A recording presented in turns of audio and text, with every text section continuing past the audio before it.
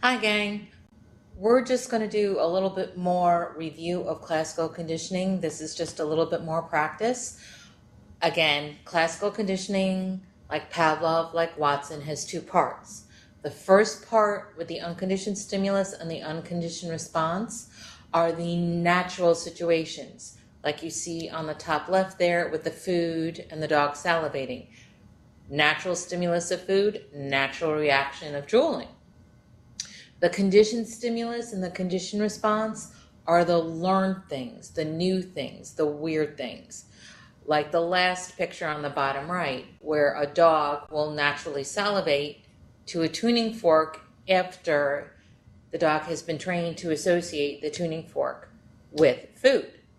So drooling to a tuning fork, drooling to a bell, that's unusual for a dog. So some practice. I have a couple more examples here.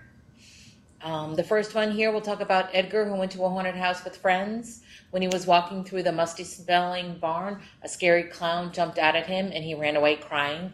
Now, whenever Edgar smells a musty barn, he runs away crying. And remember the unconditioned? This is the natural. The conditioned, this is the learned. And the trick with the responses always is that they're the same. So naturally, what happened with Edgar naturally? Naturally, scary clown jumped out at him and he ran away. So we know here that the running away is the behavior,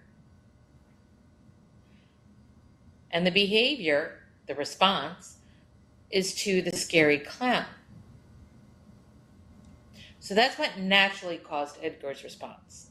Now the learned situation, remember the trick is with the responses they're the same. So that has to be he runs away.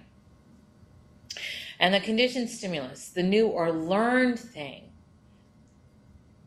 that is causing Edgar to run away now is the musty barn. Didn't start out meaning anything, but it did ultimately end up meaning something. So that's Edgar with his classical conditioning with a scary clown and a musty barn. Now we have Rhys, who's a new dad, and when his daughter gets fussy, Rhys turns on music and rocks her. When he rocks her, she gets quiet and coos. Now when Rhys turns on music, his daughter gets quiet and coos. Let's see, and I'm going to mark these unconditions as natural, the conditions as learned. And I'm going to circle my responses because I know my responses are the same. Now, one possible way to answer the question is to just focus on the behavior, the responses that we're seeing consistently in the question. And you can see the response that we see consistently in the question is that the daughter gets quiet and coos. So we know the getting quiet and cooing are the responses. That is what is happening. Now, what naturally makes this happen, according to this? Rocking, quiet and cooing.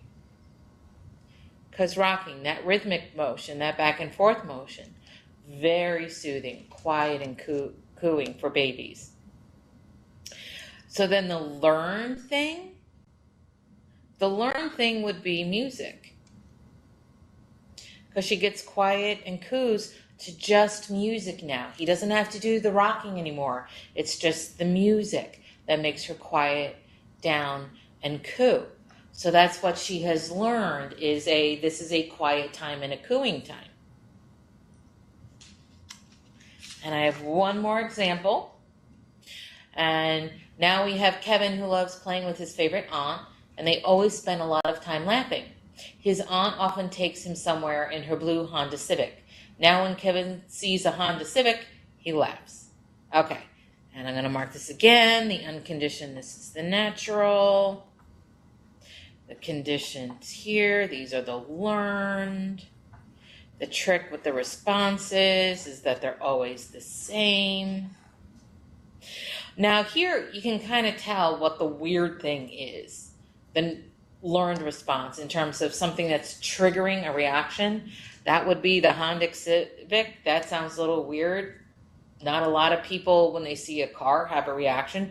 So we know that is something that is causing a reaction here, and it's the weird thing. It's the learned thing. So we know it's the Honda Civic. And the response, we know the response to the Civic right here is laughing. And because we know the unconditioned and conditioned responses are the same, we know this is also laughing. So then the question is, what naturally makes Kevin laugh? And that is playing with his favorite aunt. So that's classical conditioning examples, a couple of them, really quick, 3 of them here. Remember, the unconditioned stimulus and response, always the natural. Conditioned stimulus, conditioned response, always the learned. And the responses, doesn't matter if it's natural or learned, always the same. So, thank you. Bye-bye.